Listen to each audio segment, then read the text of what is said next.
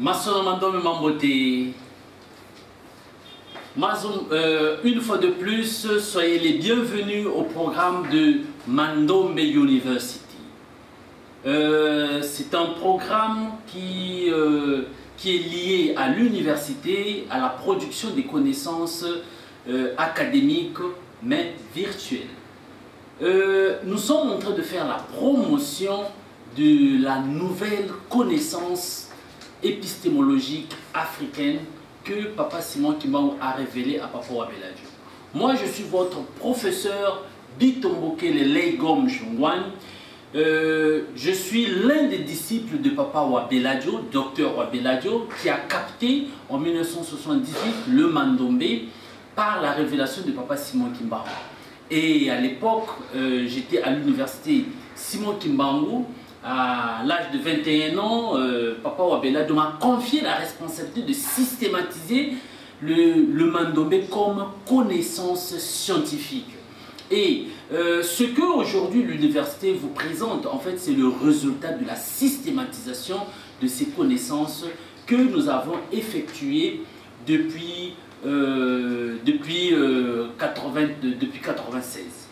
Donc, je suis tout à fait convaincu que le développement de l'Afrique, le développement de l'homme noir dépend nécessairement du développement de sa personnalité culturelle et scientifique.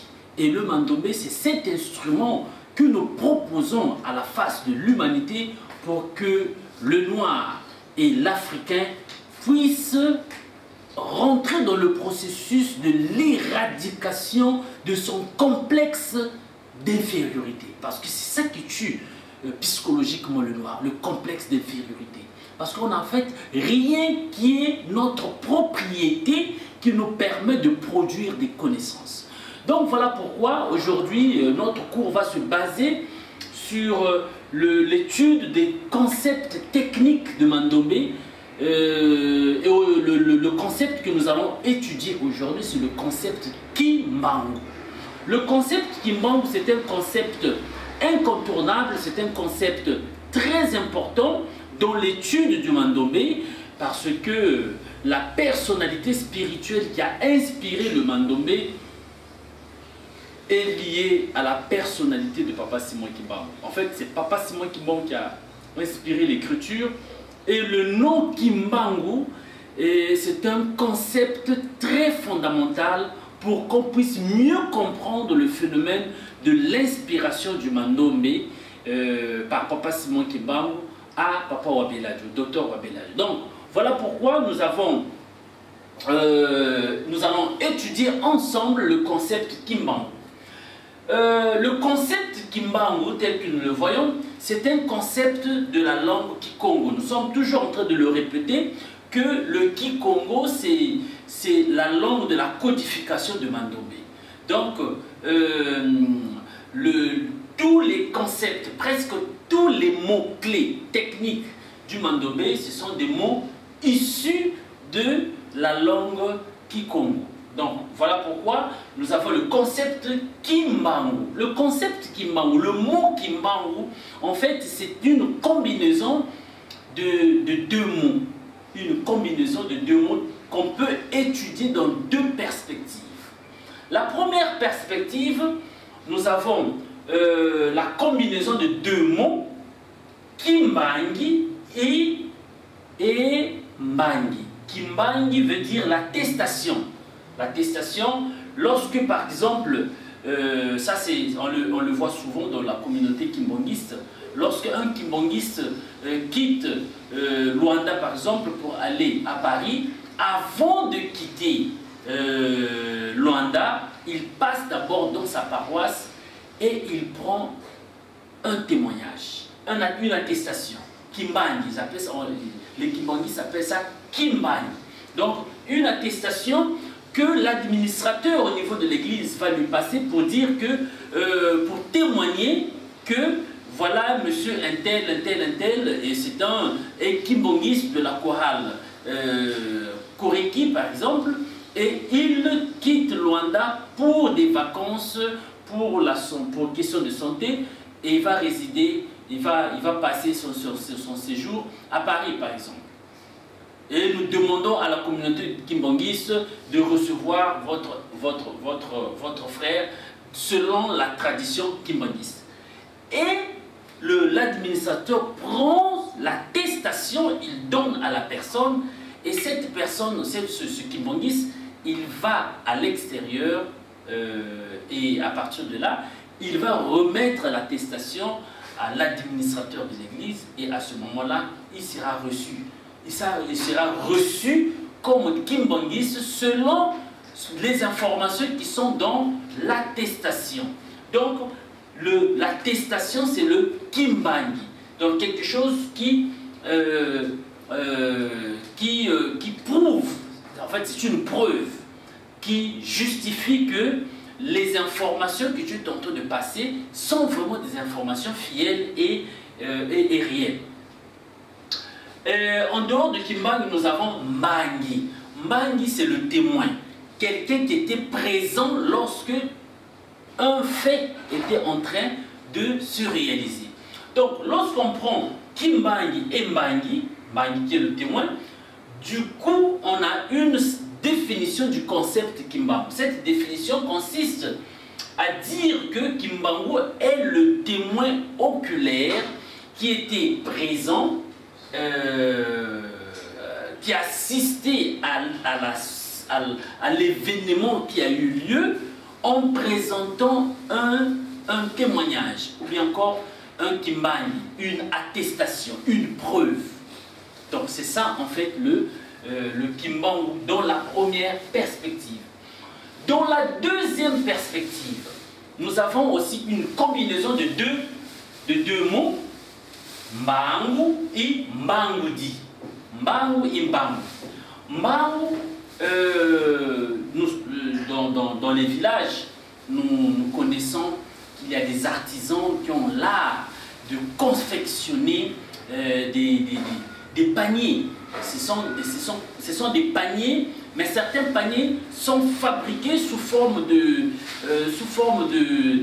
marmite, sous forme d'assiette, avec couvercle, avec un système de sécurité. Parfois on utilise ça pour servir de la nourriture, principalement le foufou par exemple. Et il y a aussi des mbangu qu'on utilise pour garder les choses précieuses, les pièces précieuses. Donc, nous avons le mbangu. Mbangu, c'est ce récipient fait en liane que nous utilisons, que nos ancêtres utilisaient pour garder les pièces précieuses. Et nous avons le mbangudi. Mbangudi, c'est en fait le détenteur du code secret qui vous permet d'ouvrir le mbangu. Parce que généralement, lorsqu'on garde des pièces précieuses dans un mbangu, seule la personne qui a gardé les pièces précieuses dans le mbangu, qui a la capacité de vous dire ce qui se passe ou ce qui a été gardé à l'intérieur, ce qui a été caché à l'intérieur. Donc, la personne qui a le secret, qui a le code, qui lui permet de découvrir, de vous révéler ce qui se trouve dans le panier, dans le mbangu, cette personne-là s'appelle un mbangudi. C'est-à-dire que la personne qui a la capacité de révéler ce qui est caché dans l'assiette traditionnelle, bien encore dans le panier traditionnel qui se faisait en liane. Donc, dans cette perspective, nous allons vite nous rendre à l'évidence que Mbangu, la combinaison de Mbangu et Mbangudi nous donne la deuxième perspective du concept Kimbangu. Et dans ce sens, nous pouvons définir Kimbangu comme étant le révélateur des secrets cachés dans un panier dans un panier.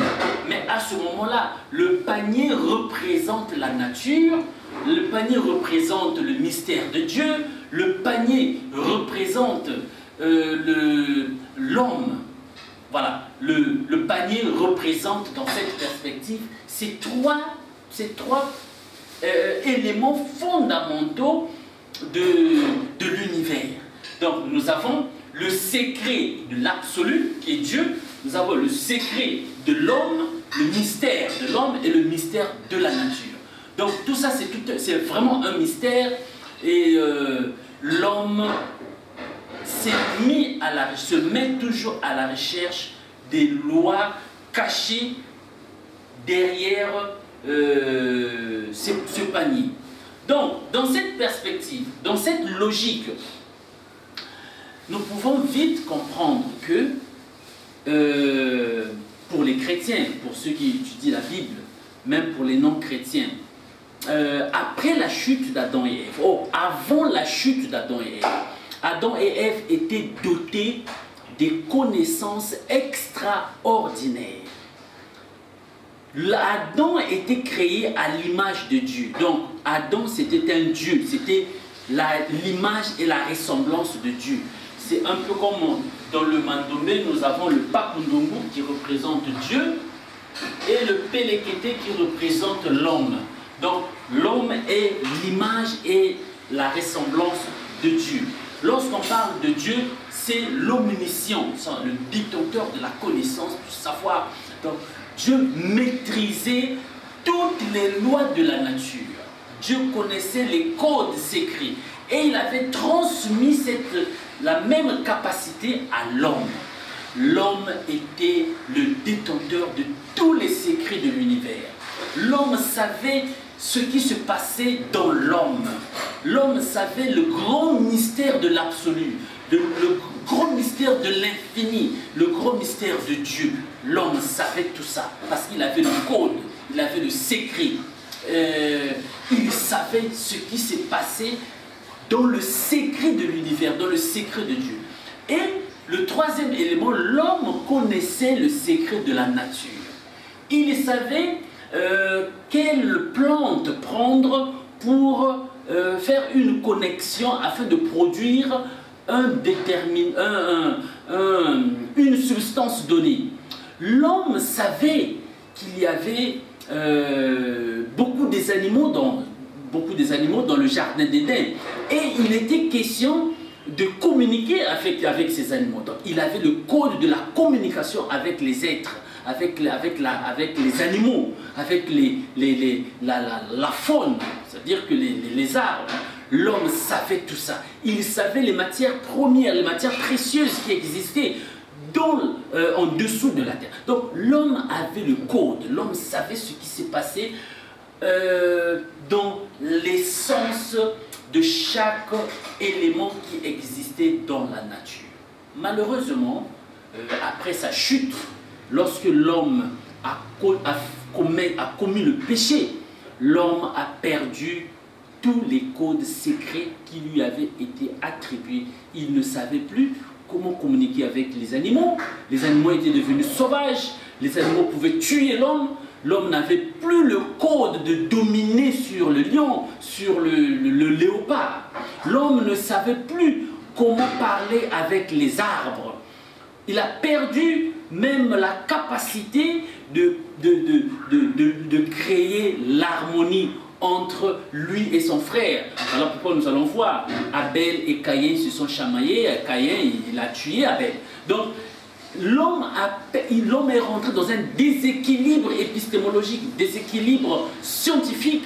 L'homme a perdu beaucoup des compétences qu'il avait en tant qu'image de Dieu et automatiquement nous sommes rentrés dans un cycle de la recherche. On doit maintenant chercher. Chercher quoi? Mais il faut chercher les lois, mais encore les codes qui régissent la nature afin que nous puissions découvrir les grands secrets qui peuvent nous permettre d'améliorer la qualité de notre vie sur Terre. Et c'est dans cette perspective-là que nous allons constater ce qui s'est passé avec avec le Mandomé dans la découverte. Nous le savons que le Mandomé a été découvert sur le mur de briques. Tout le monde observait le mur de briques depuis des années. Il y a eu même les Égyptiens qui ont construit des pyramides avec des briques, la logique de la superposition de briques. Mais ils ne savaient pas que dans le mur de briques, il y avait un grand secret. Un grand secret qui pourrait révolutionner la science moderne, actuelle. Et qu'est-ce qui s'est passé? Nous savons que le mur de briques, c'est une réalité universelle.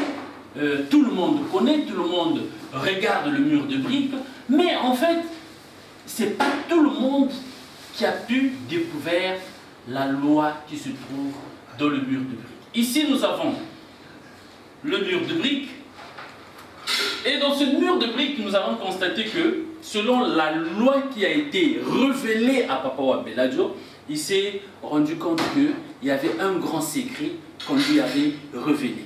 Et c'est Kimbangu qui lui a révélé ce grand secret.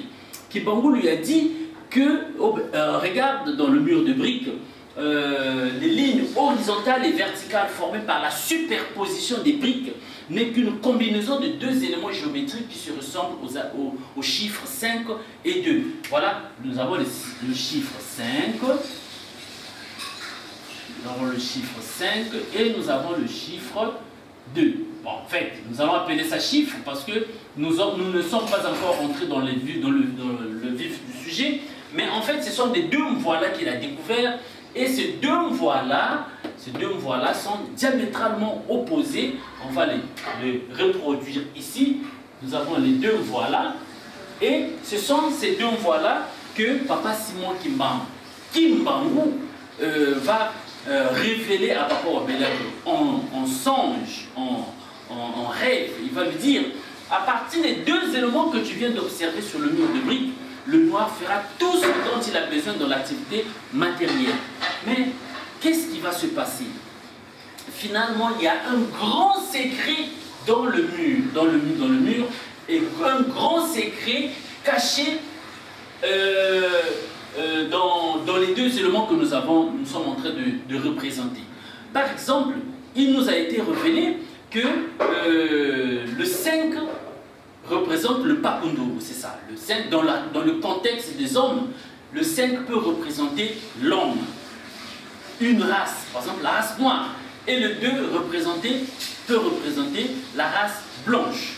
Cela veut dire que si le Pakunduru, le 5, peut se combiner avec 2 pour ériger un mur de briques, cela veut dire que c'est la loi de l'édification de l'humanité, pour le bien-être de l'humanité.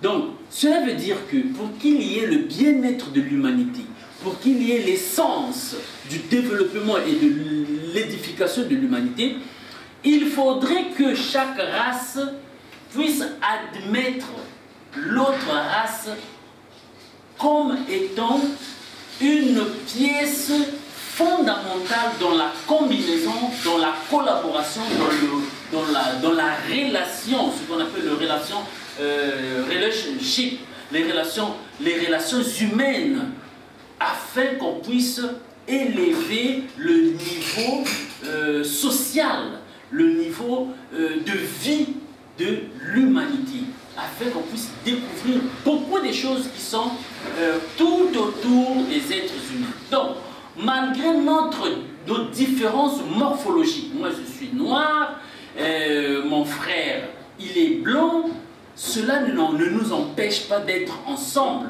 pour qu'on puisse construire le mur de briques. Ce n'est qu'en combinant le Pakunduru et le Pelekete qu'on peut construire le mur de briques.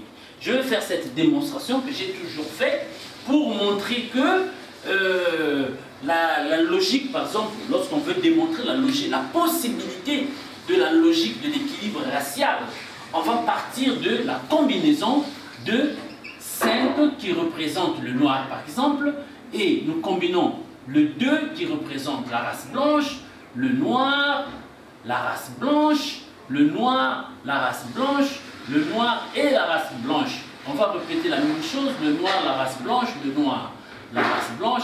Et voilà, nous sommes en train de construire un mur de briques et cette construction peut représenter l'essence du développement de notre planète. À ce moment-là, on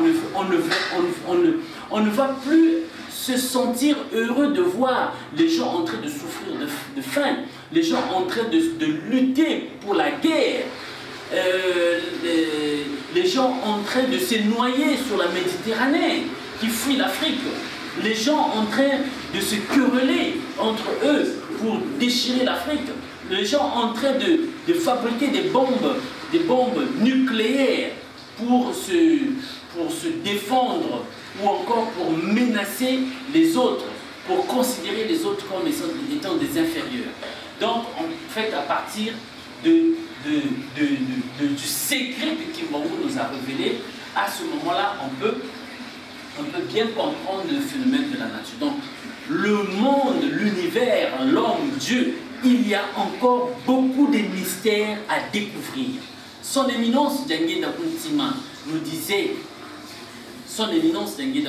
disait ceci: de toutes les lois qui ont été découvertes jusqu'ici, toutes ces lois ne représentent que le 1/4 de tous les secrets que l'humanité doit encore découvrir.